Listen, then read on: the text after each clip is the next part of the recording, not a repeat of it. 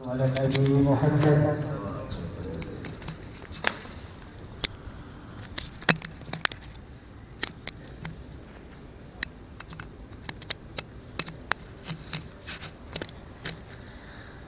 Bismillahirrahmanirrahim. Assalamualaikum warahmatullahi wabarakatuh. Alhamdulillah wassalatu wassalamu ala Rasulillah Sayyidina wa habibina wa syafi'ina wa nuri qulubina Muhammad al-Fatih lima ughliq wal khatim lima sabaq nasiril haq bil haq wal hadi ila siratikal mustaqim wa ala alihi wa sahbihi haqqa qadrihi wa miqdarihi al-azim. Allahumma arinal haqqa haqqa warzuqna ittiba'ah wa arinal batilan batilan warzuqna ijtinabah. Rabbi syrah li sadri wa yassir li amri wahlul 'uqdatam min lisani yafqahu qawli. Rabbi zidna ilman warzuqna fahman wa atina hikmatan bi rahmatika ya arhamar rahimin. Taqabbalallahu minna wa minkum fataqabbal ya karim. Amma ba'd. Hadirin rahimakumullah, alhamdulillah. Sore hari ini Allah Subhanahu wa taala gerakan hati kita, entengkan langkah kita sehingga kita kembali dapat berkumpul di dalam majlis yang mulia ini untuk melaksanakan atau menghadiri kajian rutin yang kita adakan setiap bulannya dalam membahas kitab Risalah Jami'ah, sekaligus insyaallah nanti bakal dilangsungkan dengan sholat maghrib secara berjamaah. Mudah-mudahan kumpulnya kita di sini menjadi sebab turunnya rahmat serta maghfirah dan barakah dari Allah Subhanahu wa taala, menjadi sebab tergabulnya segala hajat-hajat kita, baik hajat yang berkaitan dengan urusan dunia maupun akhirat. Amin ya rabbal alamin. Dan alhamdulillah kumpulnya kita pada sore hari ini, kita berada di bulan yang dimuliakan oleh Allah Subhanahu wa taala, yaitu bulan Rajab yang mulia, yang dimana jika seorang hamba melaksanakan ibadah di bulan-bulan yang dimuliakan oleh Allah, Allah Subhanahu wa taala akan lipat gandakan pahalanya. Karenanya Syekh Ramdan Al-Buti beliau berkata, jika seorang hamba dicintai oleh Allah Subhanahu wa taala, tandanya si hamba tersebut bakal disibukkan untuk melaksanakan ibadah di waktu-waktu yang dimuliakan oleh Allah Subhanahu wa taala. Sebab apa? Sebab si hamba tersebut jika melaksanakan ibadah di waktu-waktu yang dimuliakan oleh Allah, maka pahalanya akan dilipat gandakan oleh Allah Subhanahu wa taala. Sebaliknya, jika seorang dimurkai oleh Allah Subhanahu wa taala, tidak dicintai oleh Allah Subhanahu wa taala, maka tandanya si hamba tersebut bakal disibukkan dengan lalai kepada Allah, bahkan maksiat kepada Allah di waktu-waktu yang dimuliakan oleh Allah Subhanahu wa taala. Agar apa? Agar dosanya dilipat gandakan oleh Allah Subhanahu wa taala. Nah, karenanya alhamdulillah hadirnya kita di sini sore hari ini di bulan yang mulia, maka pahalanya akan dilipat gandakan oleh Allah. Mudah-mudahan ini tanda bahwa Allah Subhanahu wa taala cinta kepada kita. Amin ya rabbal alamin. Nah, hibail kiram, kita lanjutkan kajian kita melalui kitab Risalah Jami'ah. Sebagaimana biasanya, sebelum kita mulai, mari sama-sama kita niat ta'allum. Kita membaca doa terlebih dahulu yang dimulai dari Al-Faqir, dan para hadirin mengikutinya dengan tertib. Bismillahirrahmanirrahim. Nawaitu ta'alluma wa ta'lima wal ifadata wal istifadata wal hatha ala tamassuki bi kitabillahi wa sunnati rasulillahi sallallahu alaihi wasallam wa du'a ilal huda wad dalalah alal khair ibtigha'a mardatillahi wa ridwanihi wa qurbihi wa thawabih Bismillahirrahmanirrahim. Alhamdulillahirabbil alamin. Allahumma shalli wa sallim ala sayyidina Muhammadin salatan tukhrijuni min dhulumatil wahmi wa tukrimuni min nuril fahmi wa tudhibu lima ashkala hatta yafhama annaka anta ta'lamu wa la a'lamu innaka anta a'lamul ghuyub. Allahumma shalli wa sallim ala sayyidina Muhammadin wa alihi nur al-mudhibil nisyan bi nurihi fi kulli lamhatin wa nafasin adada ma wasi'ahu ilmullah. Qala al-muallif rahimahullahu ta'ala anhu wa nafa'ana bihi wa bi 'ulumihi fid darin amin. Wa yushtaratu lis-sihhatus shalah. Kita masuk ke pembahasan syarat-syarat sahnya sholat. Sebelumnya kita bahas terlebih dahulu pertemuan kita yang sebelumnya, biar kita ngulang-ngulang pelajaran sebelumnya. Sebetulnya kalau fikih kita pelajari sebulan sekali ini terlalu lama jangka waktunya, tapi karena belum ada juga yang dikaji fikih di sini, mau nggak mau kita bahas fikih. Sebab fikih ini penting buat kita semua. Setiap muslim dan muslimah wajib mempelajari fikih, karena fikih ini membahas tentang ibadah kepada Allah Subhanahu wa ta'ala. Dan manusia, laki perempuan, kaya miskin, pejabat rakyat, semuanya diciptakan oleh Allah Subhanahu wa ta'ala, tiada lain tiada bukan untuk beribadah kepadanya. Wa ma khalaqtul jinna wal insa illa liya'budun. Tidaklah aku ciptakan jin dan manusia kecuali untuk beribadah kepada Allah Subhanahu wa ta'ala. Dan ibadah ada tata caranya, ada syarat-syaratnya, ada rukun-rukunnya, ada yang wajib-wajibnya. Semuanya itu dibahas dalam ilmu fikih. Jadi yang dimaksud ilmu yang wajib ya ini ilmu yang kita sekarang pelajarin. Talabul ilm fardhatun ala kulli muslim wa fi riwayatin ukhra wal muslimah. Menuntut ilmu itu hukumnya wajib. Ilmu yang kayak gimana? Apa ilmu fisika, ilmu biologi, ilmu tajwid, ilmu apa lagi? Tafsir, ilmu tasawuf. Ilmu yang kita butuhin dalam keseharian kita. Contoh, orang pengen berangkat haji, wajib dia belajar ilmu tentang haji. Orang misalkan pengen melaksanakan nikah, wajib untuknya belajar ilmu tentang nikah. Kalau orang nggak mau berangkat haji, orang nggak mau nikah, belum diwajibin untuk mempelajari itu semua. Nah sekarang kita bahas tentang sholat. Sholat semuanya di sini udah diwajibin sholat. Soalnya yang wajib sholat itu akil balik, orang yang berakal dan balik. Insya Allah semuanya di sini udah pada balik ya, insya Allah. Ya berkali-kali balik kali ya. Iya. Akil balik, berakal dan balik. Udah berakal dan juga sudah balik. Dan kita semua insya Allah di sini udah berakal dan balik, maka wajib sholat. Nah sholat itu ada tata caranya, ada rukun-rukunnya, ada syarat-syaratnya, ada yang diwajibkannya dalam sholat.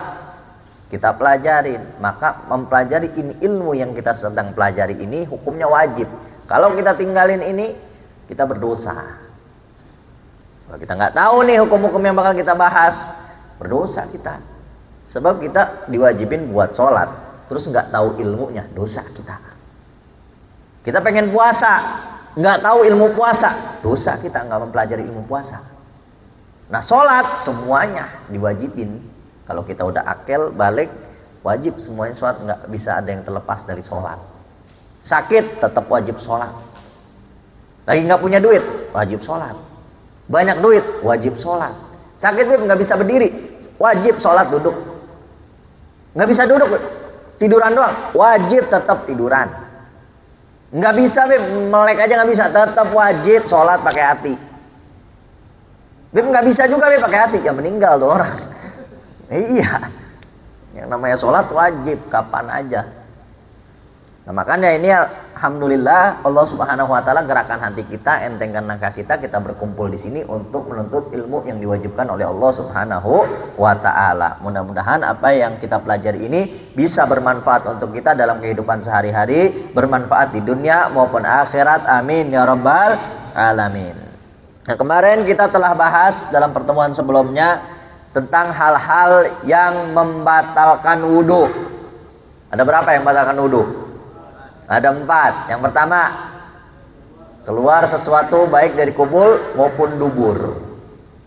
Kita tanya jawab dulu, biar enak. Kalau fikih itu bukan ngaji cuman asal berkah aja, bukan. Banyak yang ngaji gitu doang, udah dah asal syarat biar berkah. Jangan, kalau ngaji fikih itu biar paham. Soalnya ini butuh kita dalam kehidupan sehari-hari. Keluarnya sesuatu baik dari kubul maupun dubur, itu pertama yang membatalkan wudhu. Apapun itu yang keluar emas misalkan, tetap batal wudhu. Emas tetap batal wudhu. Apapun yang keluar, mau angin doang juga yang keluar, batal wudhu. Batal wudhu. Semuanya yang keluar baik dari kubul maupun dubur membatalkan wudhu, kecuali satu, apa? Air mani. Kalau air mani wajibnya apa? Mandi. Nah, semuanya yang keluar dari kubul atau dubur, keluar apapun bentuknya itu, sedikit banyak membatalkan wudhu. Itu yang pertama. Yang kedua yang membatalkan wudhu apa? Yang kedua, hilangnya akal, baik karena tidur, pingsan, dan lain sebagainya. Kecuali tidur yang kayak gimana? Tidur duduk yang bokongnya itu nempel sama lantai. Kalau misalkan tidurnya celentang atau telentang meninggal ya. Telentang gede, tang soalnya telan, jangan. Telentang tidur itu membatalkan wudhu. Kalau dia duduk dan bokongnya itu nempel sama lantai, begitu bangun posisinya masih begitu, nggak membatalkan wudhu. Ada orang misalkan, nah ini biasanya yang rawan pas lagi khutbah Jumat ya, biasanya ya, lagi duduk dengan khutbah tidur, duduk tuh, bangun-bangun langsung sholat, nggak apa-apa, karena tidurnya duduk, nggak membatalkan wudhu, walaupun hilang akal. Sebetulnya yang menghilangkan akal membatalkan wudhu, kecuali tidur dalam keadaan duduk. Yang ketiga yang membatalkan wudhu apa? Sentuhan, ya.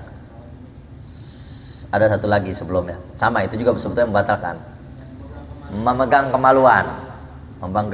kemaluan kubul maupun dubur. Lahaya fidin, nggak boleh kita malu-malu dalam belajar ilmu agama. Yang membatalkan di kubul itu apa yang membatalkannya? Kita pegang mananya, misalkan mohon maaf, telurnya batalin apa kagak? Enggak. Megangnya harus pakai apa? Kalau kita megangnya pakai ini misalkan sikut gitu ya, gatal terus pakai sikut, itu batalin apa kagak? Kagak. Kenapa? Sebab harus pakai telapak tangan. Nah, batasannya cuman mohon maaf batangnya doang. Jadi batangnya dari ujung sampai ke ujung, kalau dipegang dengan telapak tangan membatalkan wudhu. Baik punya sendiri ataupun orang lain. Ya mungkin anak kecil misalkan, anak kecil jangan mikir kemana-mana. Anak kecil, ente punya anak kecil, lagi nyebokin, kepegang, ente lagi dalam keadaan wudhu, anak ente nangis, anak kecil, kencing misalkan, ente pegang, batal wudhu ente. Baik punya sendiri ataupun punya orang lain. Itu kubul maupun dubur belakang. Nah belakang, batasan yang membatalkannya itu mana? Kerutannya. Iya, kerutannya. Jadi kalau duanya tuh, dua apa ya namanya? Dua pipinya, apa namanya itu? Pipi ya. Dua bokongnya itu nggak membatalkan wudhu. Jadi yang membatalkan wudhu, kalau depan kubul itu batangnya, kalau dubur itu kerutannya kalau kita pegang. Nah nggak boleh kita malu-malu dalam agama untuk membahas ini. Ini bukan porno, ini bukan suatu yang harus kita umpet-umpetin, jangan. Soalnya agama kita semua punya, dan itu bakal kita alami dalam kehidupan sehari-hari. Kalau malu-malu akhirnya nggak tahu, akhirnya wudhu kita batal. Bagaimana sholatnya mau diterima oleh Allah Subhanahu wa ta'ala. Yang keempat, yang terakhir yang membatalkan wudhu apa? Bersentuhan kulit laki-laki dan perempuan yang ajnabi, yang bukan mahramnya. Nah kemarin sebenarnya kita pengen ngebahas mahram ya, nggak apa-apa, sekarang kita bahas mahram. Jadi itu empat yang membatalkan wudhu. Yang pertama, keluarnya sesuatu baik dari kubul maupun dubur. Kemudian yang kedua, hilangnya akal. Yang ketiga, menyentuh kemaluan baik kubul maupun dubur. Yang keempat adalah bersentuhan kulit laki-laki dan perempuan yang bukan mahramnya. Nah, itu yang membatalkan wudu. Bersentuhan kulit laki-laki dan perempuan yang bukan mahramnya. Sama-sama udah gede. Sama-sama udah gede tanpa penghalang. Tanpa misalkan ada kain atau misalkan baju yang bersentuhan sama baju, nggak membatalkan. Kulit sama kulit baru membatalkan wudu. Kalau rambutnya misalkan kita pegang rambut yang nggak membatalkan wudu. Rambut, gigi, kuku nggak membatalkan wudu. Gimana nyentuh gigi gitu, nggak membatalkan wudu. Atau misalkan kukunya panjang, kita nyentuh kukunya doang, agak membatalkan wudu. Yang batalkan wudu kalau sama-sama bersentuhan antara kulit laki-laki dan perempuan yang sudah besar, yang ajnabi, yang bukan mahramnya. Nah, siapa saja yang mahram bagi kita, ini perlu kita jelasin, karena efeknya nanti bisa menyebabkan membatalkan wudu, bisa juga menyebabkan dalam perkawinan, bisa juga menyebabkan saling nyentuh. Kita nyentuh kulit perempuan yang bukan mahram, itu haram hukumnya. Makanya lebaran tuh salaman-salaman, hati-hati. Kalau yang bukan mahram kita salaman nggak boleh, haram hukumnya. Haram hukumnya, nggak boleh. Itu saudara kita, sepupu kita, maupun sepupu kita. Itu udah tua, maupun udah tua. Agak enak, bentar dia jadi omongan sama orang-orang. Haram, tetap haram. Hati, makanya tuh lebaran apalagi biasanya sepupu udah lama nggak ketemu lah. Iya, sekarang udah gede mah beda ya, malah sengaja cipika-cipiki ngarah. Iya, malah kesempetan. Hati-hati, makanya pentingnya kita ngaji jadi tahu lebaran hari mulia, harusnya kita muliain itu hari, malah kita kotori dengan maksiat. Naudzubillahi min dzalik. Siapa aja mahram kita? Mahram itu kan biasa kalau kita dipanggilnya muhrim ya, bukan muhrim. Sebetulnya itu bahasa salah. Muhrim itu orang yang pakai pakaian ihram, pakaian pengen haji umroh itu namanya muhrim. Bukan muhrim, bukan pakai pakaian ihram. Gak nyambung sebenarnya. Sebetulnya yang benar itu bahasanya mahram, bukan mahram. Apa itu mahram? Mahram itu orang-orang yang diharamkan untuk dinikahi sama kita. Haram kita nikah sama dia. Nah, mahram itu namanya. Jadi mahram itu ada dua. Ada yang mahram selama-lamanya, ada yang mahram hanya sementara. Nah, yang efeknya untuk membatalkan wudu itu mahram yang selama-lamanya. Jadi ada mahram yang selama-lamanya, ada yang mahram sementara. Jadi gara-gara ada salah satu sebab dia jadi mahram. Kalau sebabnya itu hilang, udah nggak mahram lagi, halal kita nikahin. Gitu. Ada yang mahram selama-lamanya, ada yang mahram sementara. Nah, mahram yang selama-lamanya ini yang kalau kita bersentuhan kagak batal wudu. Kalau mahram yang sementara cuman haram nikah tapi ngebatalin wudu. Apa mahram yang selama-lamanya? Yang kita sama dia haram buat nikah. Dan kalau bersentuhan sama dia kita nggak batal wudu. Ada 5. Ingetin nih, ada 5 yang mahram kita selama-lamanya, sampai kapanpun dia mahram kita. Nggak boleh kita nikah sama dia, dan kita kalau bersentuhan sama dia nggak batal wudu. Siapa aja 5 tersebut, 5 golongan tersebut? Yang pertama, ibu kita sampai ke atas. Ibu, nenek, nah itu nggak ngebatalin wudu dan haram kita nikah dengannya. Ibu kita, nenek kita, ilok nenek kita nikahin. Tapi kalau sama ibu sama anak ada kasus-kasusnya ya.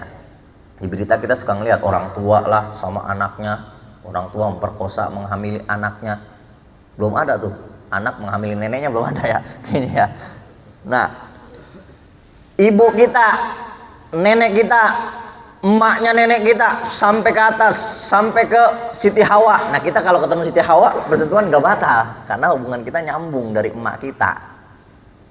Atau emaknya bapak kita. Emaknya bapak kita tuh, nenek kita dari jalur bapak itu nggak membatalkan wudu.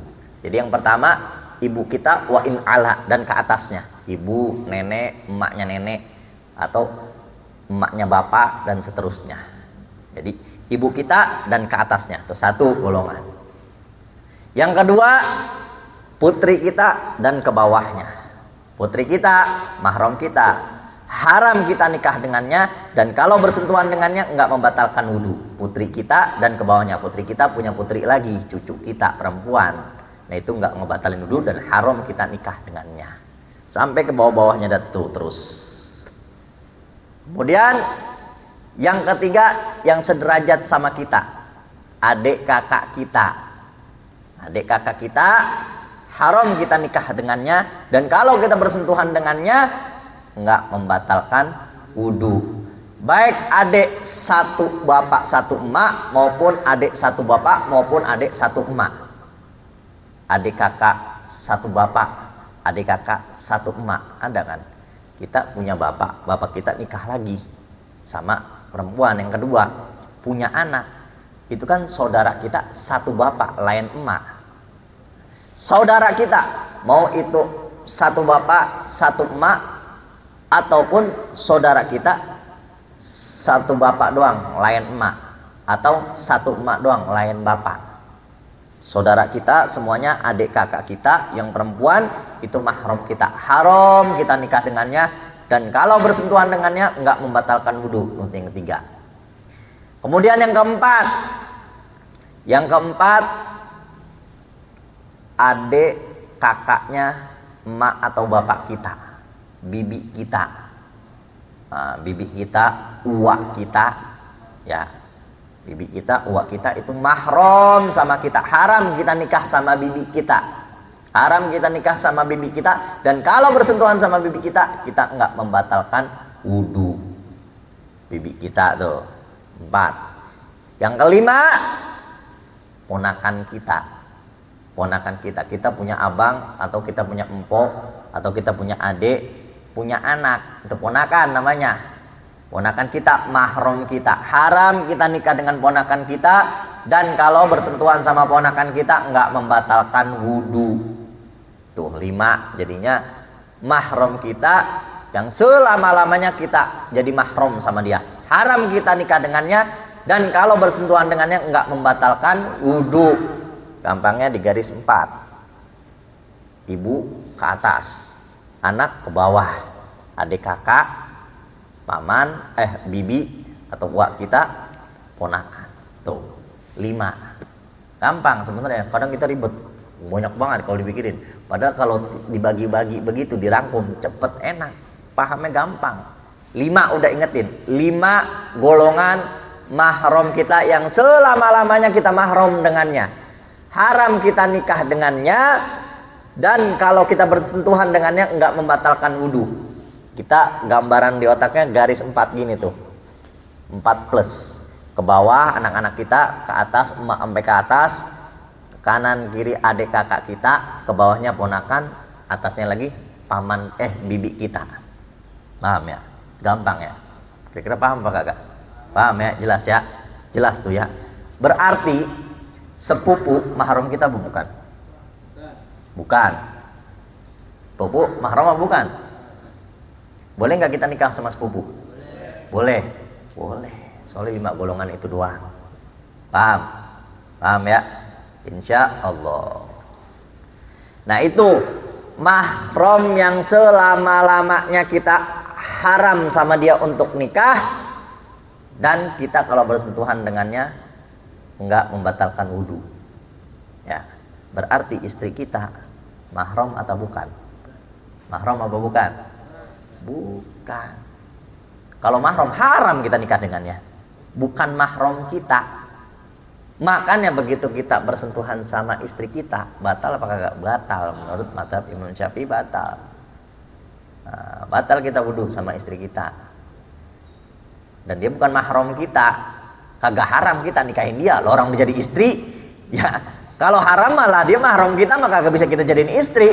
Mahram haram kita nikahin, berarti bukan mahram kita istri itu, bukan mahram kita, tapi halal buat kita gitu. Nah itu 5 golongan mahram yang selama-lamanya kita jadi mahram dengannya, haram kita menikahinya, dan kalau kita bersentuhan wudhu dengannya kita enggak batal.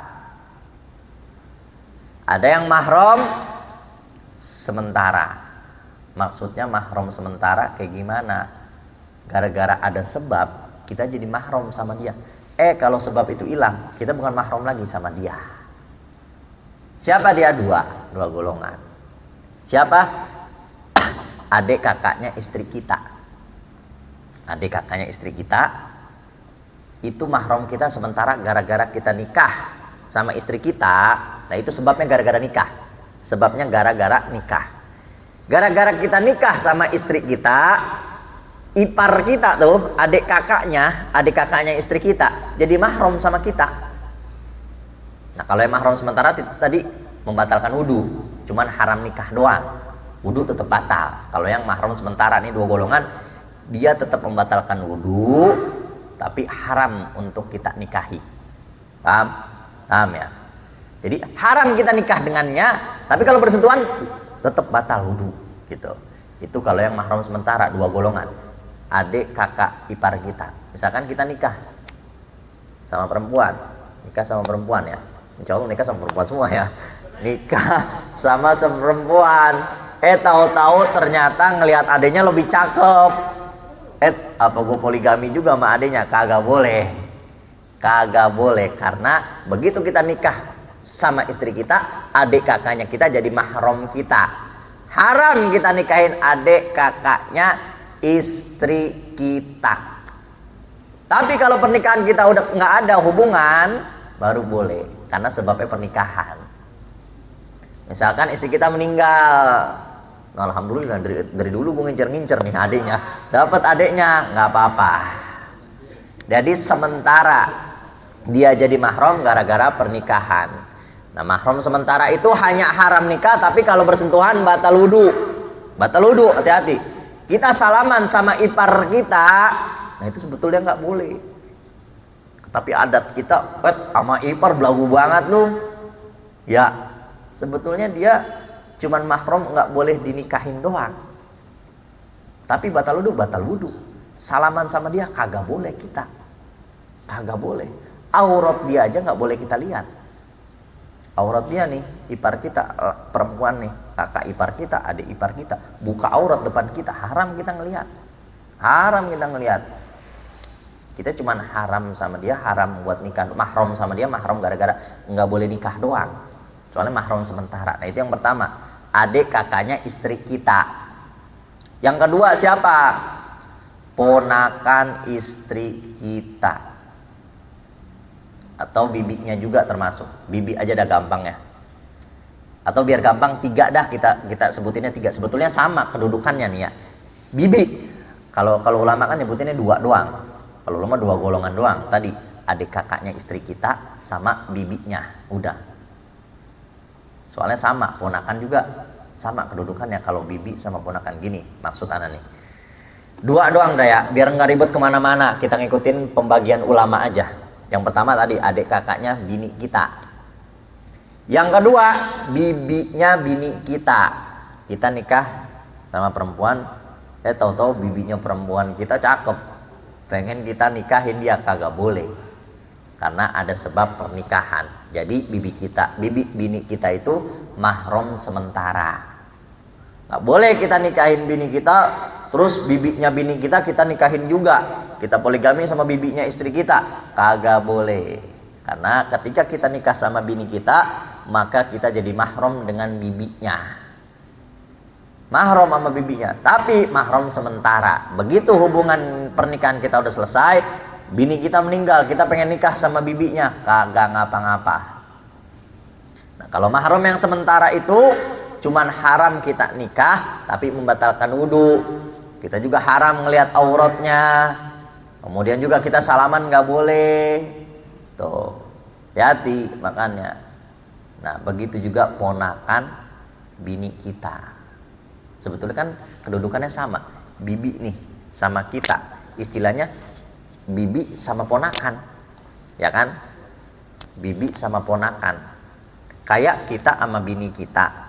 Bini kita punya ponakan. Sama nih ponakan sama pamannya. Kedudukannya sama sebetulnya. Ya. Sebetulnya kedudukannya sama nih. Bini kita punya bibi, ya kan? bini kita. Bini kita kan ponakan bibinya. Berarti kita ponakan si bibi bini kita. Gitu. Nah, kalau bini kita punya ponakan, berarti kita pamannya. Ya kan? Kita punya bini kita punya ponakan. Ini kan ponakan kita. Kita jadi pamannya. Nah, ponakan bini kita haram buat kita, mahram sementara. Terserah dah mau dibagi 2 atau 3. Buat gampangin 3 dah ya. Tapi kalau ulama ngebaginya 2 doang. Tapi buat kita mahamin gampang 3 aja dah, biar lebih spesifik ya. Adik kakaknya bini kita yang pertama. Yang kedua, bibinya bini kita. Yang ketiga, ponakannya bini kita. Itu mahram sementara. Haram kita nikah dengannya. Tapi kalau wudu bersentuhan sama mereka, batal kita. Nah gitu. Jadi mahram itu ada yang mahram selama-lamanya, ada mahram yang sementara. Mahram yang selama-lamanya itu kita haram nikah dengannya sampai kapanpun. Dan kalau bersentuhan dengannya kita enggak membatalkan wudu. Kalau mahram yang sementara kita haram nikah dengannya, tapi kalau bersentuhan membatalkan wudu. Mahram yang selama-lamanya ada 5 golongan tadi. Ibu sampai ke atas, pertama. Anak sampai ke bawah, kedua. Adik kakak kita, mau kita punya 1000 adik kakak kayak perempuan semua. Misalkan bapak kita nikah banyak banget gitu sama 1000 cewek. Akhirnya kita punya adik kakak 10.000 perempuan semua. Perempuan semua itu mahram kita. Adik kakak kita yang ketiga. Yang keempat ponakan kita, yang kelima bibi kita. Tuh. Jadi garis begini plus ke atas, ke bawah, ke samping bibi ponakan. Gampang memahaminya. 5 golongan. Kalau yang mahram sementara 3 golongan dah tadi biar spesifik ya. Adik kakaknya bini kita, bibinya bini kita, sama ponakannya bini kita. Kira-kira sampai sini paham apa kagak nih? Ada ribet ya? Nah iya, kita dikit lagi, bentar lagi 10 menit lagi kali ya. Tapi nggak apa-apa dah, langsung pertanyaan aja. Karena kalau kita ngebahas pembahasan selanjutnya, ini pembahasan lumayan panjang. Lumayan panjang syarat sahnya sholat.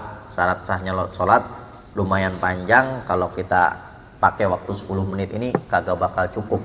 Akhirnya kagak kontan, kagak selesai, makin puyeng. Udah pembahasan kita segitu aja dah. Sedikit tapi insya Allah bermanfaat ya. Karena sedikit itu kita sehari-hari bakal ketemu tuh yang sedikit itu, dan banyak orang yang kagak paham. Banyak orang yang kagak paham masalah beginian. Banyak orang yang kagak paham. Padahal sehari-hari kita bakal bersentuhan sama tentang mahram ini, pasti bersentuhan. Di rumah kita ketemu ipar, di rumah ketemu ini, ketemu ono, nikah sama sepupu. Ada yang bilang kagak boleh, begini begitu, lebaran salaman sama siapa baik. Nah makanya alhamdulillah ini kita ngaji begini walaupun sedikit, ini yang penting sebetulnya. Kita ngaji tarekat, zikiran, baca ini, baca itu, baca ini, puasa muti, sampai kagak makan sampai kurus. Kagak boleh nikah, kagak boleh ini, itu mah kagak penting sebetulnya. Yang penting mah yang begini, yang syariat. Kita nggak bakal nyampe ke hakikat kalau kita nggak jalanin syariat dulu. Syariat jalanin baru sampai ke hakikat. Kagak kita mudah hakikat, itu mah yang ngaji begituan masih syariat. Nggak mungkin kita nyampe ke hakikat kalau kita nggak melalui jalur syariat begitu. Nah kita habisin waktunya sebentar ini, kita pakai tanya jawab aja. Boleh yang mau bertanya silahkan bertanya. Iya. Tadi kan yang golongan yang mahram sementara itu ada 3 ya? Iya. Adik kakak, bibi sama ponakan. Iya. Berarti ini bibi sama dengan orang tua dari istri ya? Orang tua dari istri. Iya, jadi sama. Mertua, iya. Enggak, kalau mertua itu mahram selamanya. Nah, ada pembahasan lagi. Itu tadi pembahasan pembagian mahram. Nah, itu masuknya ke pembahasan lain. Nah, ini mertua, bab mertua. Ini bab mertua. Tadi nggak disebut mertua ya. 5 golongan yang mahram selama-lamanya, Ada 5 golongan, ada 2 golongan yang mahram sementara. Kan? Nah, mahram itu dibagi juga menjadi 3 penyebabnya. Tadi kan cuma pembagian golongannya. Ini pembagian penyebabnya. Kapan sih kita menjadi mahram dengan dia? Ada penyebabnya. Ada 3 penyebab kita bisa menjadi mahram dengan orang. Yang pertama, karena jalur nasab. Karena jalur nasab. Ibu kita ke atas, anak kita ke bawah, adik kakak kita, keponakan kita, paman kita, itu kan karena punya hubungan nasab, ya. Karena punya hubungan nasab, nyambung nasabnya, nyambung garis keturunannya tuh. Satu engkong. Kita punya emak, punya bapak sama satu engkongnya. Ya. Adik kakak kita punya hubungan nasab, hubungan keluarga. Ponakan kita jadi mahram karena punya hubungan keluarga. Bibi kita karena punya hubungan keluarga. Nah, itu yang pertama. Orang bisa jadi mahram karena hubungan keluarga, karena nasab. Nah, ada kalanya orang jadi mahram karena persusuan, nyusuin. Nah, orang zaman dulu masih suka tuh nyusuin ke orang lain, nyusuin ke tetangganya, nyusuin ke pembantunya. Masih sering orang dulu begitu. Nah, Rasulullah Shallallahu Alaihi Wasallam aja kalau kita belajar sirah, itu Rasulullah Shallallahu Alaihi Wasallam kan dibawa ke Bani Sa'ad untuk disusui sama Halimatus Sa'diyah. Biar apa? Biar disusuin di sono, daerahnya masih asri, belum kayak Mekah. Waktu itu Mekah kan kota. Jadi yang namanya kota, nama pergaulannya, bahasanya udah banyak percampuran. Makanya Rasulullah Shallallahu Alaihi Wasallam disusuin di Bani Sa'ad sama Halimatus Sa'diyah. Nah, yang kedua, seorang itu bisa menjadi mahram karena persusuan. Jadi gara-gara nyusuin kita bisa jadi mahram. Syaratnya ada 3. Jadi misalkan kita punya istri kita nyusuin anak tetangga, anaknya itu jadi anak susuan kita, mahram kita sama anaknya tuh, sama anak itu mahram kita. Nggak boleh anak kita nikah sama dia, itu udah kayak anak kita sendiri. Hati-hati, makanya masalah persusuan. Tapi ada syaratnya 3. Syarat yang pertama, si anak masih belum sampai 2 tahun, belum lebih dari 2 tahun. Si anak masih 2 tahun, disusui nama istri kita, jadi anak persusuan kita. Anak tetangga perempuan masih kecil disusui nama bini kita, itu jadi anak kita, anak persusuan kita, jadi bapak persusuannya dia. Anak-anak kita jadi saudara sesusu, kagak boleh nikah mahram. Hati-hati gara-gara persusuan doang tuh. Misalkan nih anak udah gede, tetangga kita pengen nyari bini muda misalkan, wah ini anak persusuan kita nih kan kagak boleh, gara-gara bini kita pernah nyusuin dia, jadi anak susu namanya. Syarat yang pertama, pas disusuin anaknya masih belum 2 tahun, belum lebih dari 2 tahun. Nah, makanya suka ada pertanyaan, Bib, gimana kalau misalkan lakinya yang nyusu, berarti jadi saudara susu bininya dong, jadi anak persusuan bininya dong, gimana? Kagak. Sebab apa? Sebab lakinya udah lebih dari 2 tahun. Lah iya, kadang ada aja yang nanya begitu, gimana Beb, ini kan lakinya begini, berarti lakinya jadi anak susu bininya dong Beb, mahram dong Beb, begini. Wah, kagak. Yang pertama, soalnya syarat yang pertama itu kagak lebih dari 2 tahun. Yang kedua, syaratnya itu susuannya itu lebih dari 5 kali susuan. Ini bayi nyusu selesai, habis itu nyusu lagi selesai, atau nyusu dia besoknya dia nyusu lagi, besoknya nyusu lagi, sampai 5 kali susuan. Itu syarat yang kedua. Tuh. Syarat yang ketiga, si anak bayinya belum makan apa-apa. Syarat yang ketiga bukan belum makan apa-apa, susunya itu dari orang yang masih hidup. Kalau misalnya udah meninggal, mungkin misalnya udah meninggal nih orang ya, punya susunya masih ada susunya kali gitu ya. No, Vicky saking detailnya Vicky takut kejadian perkara-perkara yang kayak gitu dijelasin. Jadi susu yang masih ibunya itu masih hidup. Makanya biasanya ada susu-susu dijual tuh, hati-hati tuh. Ada susu-susu ASI yang dijual, ada ASI yang dijual buat anak kita. Itu ASI siapa tuh? Itu yang punya ASI-nya jadi ibu anak susu kita kalau kita beli susu ASI yang dijual itu. Nggak tahu tuh ibunya siapa, itu ibu punya anak siapa, itu jadi anak susuan anak kita, jadi saudara. Hati-hati, makanya tuh syaratnya 3. Nah, ada kalanya orang itu yang kedua ya, yang pertama mahram karena nasab, mahram karena persusuan, yang ketiga mahram karena pernikahan. Contohnya mertua, itu mertua jadi mahram karena pernikahan. Mertua itu jadi mahram karena pernikahan, dan mahramnya itu selamanya. Jadi begitu kita cerai sama bini kita, agak boleh itu mertua kita. Kalau sama adik kakaknya boleh, gitu. Apa yang tadi ditanyain apa? Mahram mertua ya. Mertua itu kedudukannya sama kayak bapak emak kita. Jadi kita sama bini kita tuh sama udah, bibinya bini kita, ya kan tadi. Cuman sementara bibinya kita gitu. Jadi kita sama bini kita tuh atasnya ada tuh, atasnya mertua kita, terus neneknya cewek kita, istri kita, anaknya istri kita kalau udah bawaan, misalkan nikah sama janda udah bawa anak ya kan, terus kita nikah sama nih perempuan, itu anaknya jadi mahram sama kita. Hati, mahram selamanya. Syaratnya udah dukhul. Jadi kalau misalkan kita nikah sama janda, begitu gobil tuh nikah, saya terima nikahnya dan kawinnya dengan mahar sekian, bayar tunai. Begitu keluar anak-anaknya, cakepan anaknya ini. Ya, gue ceraiin bininya. Bini kita nih kita ceraiin nikah sama anaknya.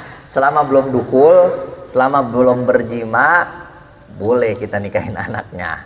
Tapi kalau kita udah berjima, jadi mahram selama-lamanya. Nah, makanya hati-hati kalau kita ketemu sama janda, lihat dulu anaknya cakep apa kagak. Jangan sampai nyesel. Setelah nyesel kita udah nikahin, ya ampun anaknya lebih cakep. Nah udah mahram, kagak bisa kita. Kalau kita udah dukul jadi mahram, begitu. Pokoknya bini kita ke atas, mertua berarti itu. Ke atasnya mahram. Bini kita ke bawahnya mahram. Bini kita ke sampingnya adik kakaknya mahram sementara. Bini kita bibinya mahram sementara, gitu. Ada lagi pertanyaan? Ya. Kalau apa?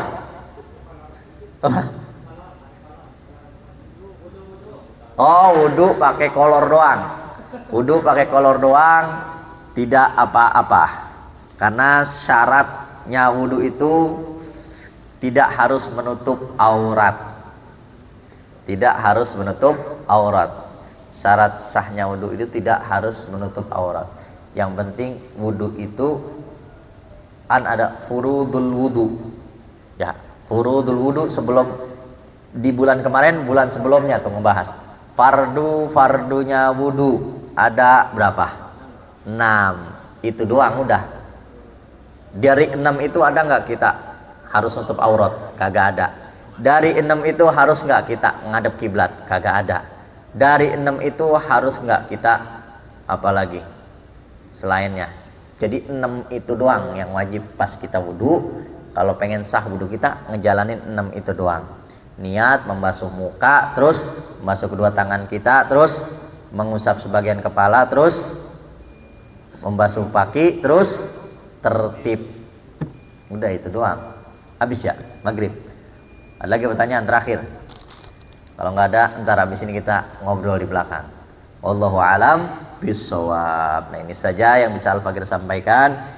Terima kasih atas segala perhatiannya dan mohon maaf atas segala kurangan dari penyampaian. Mudah-mudahan walaupun sedikit bisa bermanfaat untuk kita di dunia maupun akhirat. Amin ya rabbal alamin. Hakata binni. Wassalamualaikum warahmatullahi wabarakatuh.